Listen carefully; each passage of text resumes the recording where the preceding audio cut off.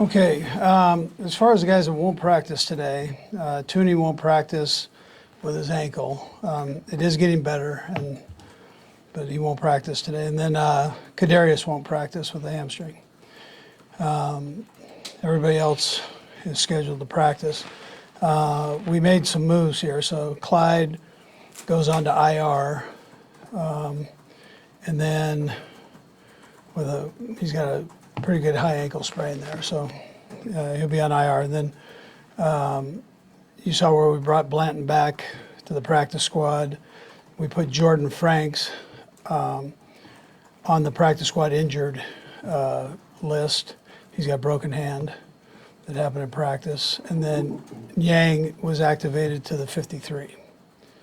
All right, so a couple of moves there took place. We look forward to playing the challenge of playing the Rams, and we know they're a good football team, talented.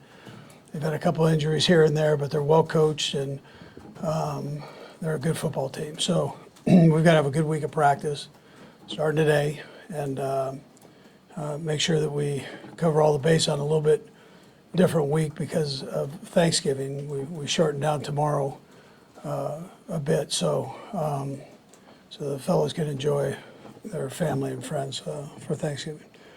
And then happy Thanksgiving, so I don't forget, happy Thanksgiving to you and the fans. So, all right, with that, time's yours. Coach, Mr. Schuster, has he officially been cleared from the concussion protocol? And happy Thanksgiving to you. Yeah, thank you. I think he has to, to be official, has to go through a practice.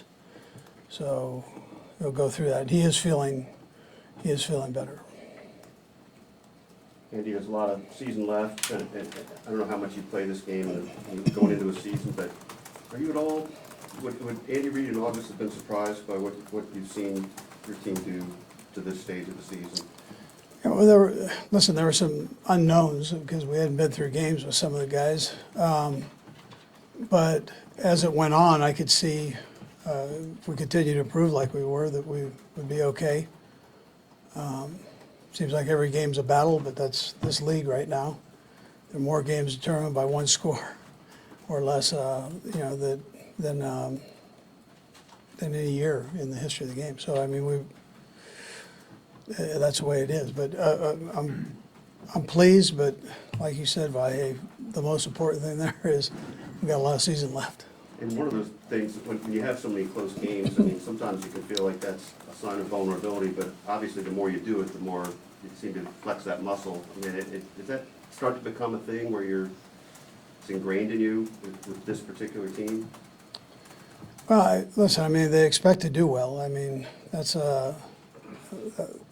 but there's another group over there that thinks the same way. And so on the other side of the ball that they think they're going to do well. So you've got to go through the whole process of what we're doing right now to get ready for the Rams. You got to go through the whole process today, tomorrow, and up to the game, and then you have to have the energy to go play. And it's an emotional sport, so the emotional part of it, and narrow some of those human errors that take place. And you just wanted to check on Thornhill. He's working today? Yeah, so Thornhill is going to work. We're going to see, but he thought he would be able to get some stuff done there. Conversely, with the Rams, coming off the Super Bowl, and now they're 3-7. You guys have always been able to avoid the couple Super Bowls you had, not having a hangover and having a good season. Just what do you see out of the Rams? That's just it's because it's not the game that many people expect at the beginning of the year that this would be. Yeah, well, they've had change to the team, and then injuries. That's those things happen. So, and that's not something they planned on happening, right? So, but that's kind of what I see. With where they're at. That, but at the same time, 99, 54, 5. I mean, these guys haven't changed, and their quarterback is banged up. But whether he plays or doesn't play, they've got good backups there. They've got good receivers and O-line. So, you got to get yourself ready. And Lucas's injury was pretty significant, and it occurred earlier this year, this calendar year. What does it say about his sort of rehab, and Yeah. what did you figure out? What did you feel like you guys figured out that helped him maybe get back sooner rather than later? You know, listen, he worked his tail off, and then he lost some weight, which, coming off a leg injury, that's important. You know, so but I just tell you, his work ethic is, you know, something that got him to this point. I'm working with our trainers, that helps too. They do a good job with the rehab part. We haven't talked to Lucas yet, but do you have like a idea of how much weight he lost over this time period? Couple Twinkies worth. I don't know exactly. Yeah, I do, but I'm not gonna put it out there. Yeah, but enough to know. Yeah, oh, absolutely, yeah. Coach, I know these questions kind of drive you crazy, but I think by my count, it's 24 in a row that you guys have won in November and December. What can you put your finger on? Is there something about, you know, the process that you're doing right now, or anything about this team in particular that just makes them so good this time of year? Yeah, listen, I think we have good players, good locker room, coaches that are willing to work, and you know, I mean, that combination normally does well. I mean, but it's everybody. It's not one thing we're doing, it's everybody involved. I mean, you see what Brett and his crew have done by bringing people in. They're constantly replenishing and bringing guys in that can play, so, and help us. So that's part of it, you know, the way Clark sets up the organization for us to be able to do those things. I mean, that's important. So, I mean, everybody's got a piece. I can go through, except Ted, he doesn't do anything. They know that.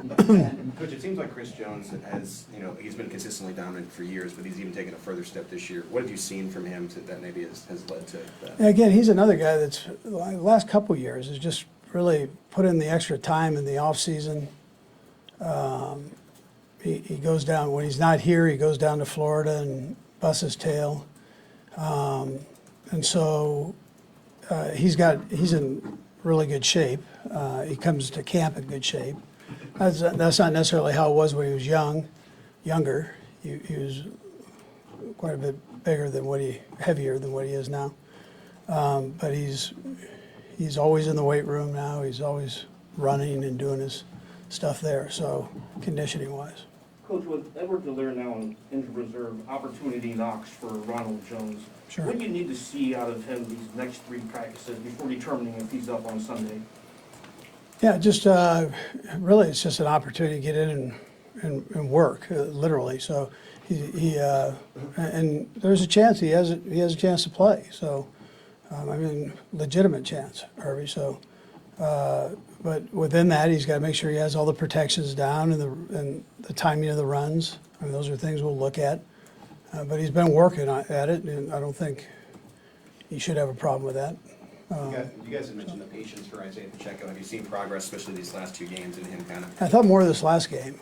Yeah, I thought he really handled himself well, and you know, it did show that for sure. Andy, probably not a lot of teams playing 4 rookies in the secondary. Do you credit what you've seen from the production to the system and the guys you brought in? What do you sort of look at there? Yeah, well, good players. So again, and part of that's Brett bringing in these guys, doing his homework, his whole crew, and then you know, Dave does a nice job with them. Merritt, Donald does a nice job with the safeties there. Spags is, you know, that's kind of his baby. The secondary is, so he sees it and works with those guys. He'll take an individual guy while David's doing and Donald are doing the bunch. He'll grab one guy and go work with them. So they're getting the attention they need as long as they retain what they're being taught. But they seem to be hardworking, and most of all, I think that it's a smart group. They kind of get it, and that's helped them. Not to slide any other position, but do you feel like that's one of the hardest positions to make that transition to the NFL as a rookie and play right away? Now there's a lot of space that they've got to cover in techniques, and then you hope they learn. Like we've seen it with 23 Williams the whole season. Something happens, then he fixes that issue. So he's diligent about it and works on it at practice. He had another great experience the other day where 13, seasoned veteran gets him, and then, you know, he'll learn from that. And 35's going through the same thing. He's, you know, Watson's the same thing. He beat on a slant, well, he'll learn how to take care of that, or a shallow cross route. And all these things, these guys, they're able to, okay, you got me once, but you're not gonna get me the next time. I'm gonna learn from this, which is a tribute to the kids and you know, their attention to the detail there. Last one, Matt. Coach, the league's doing quite a bit to recognize and celebrate John Madden tomorrow Yeah. and this weekend. When you think about Madden and Thanksgiving, what do you think about it? What did he mean to you? Yeah. Turduncan, I mean, you think about Turduncan. I still have my Turduncan in the freezer in tribute to him. I'm debating on stuffing it.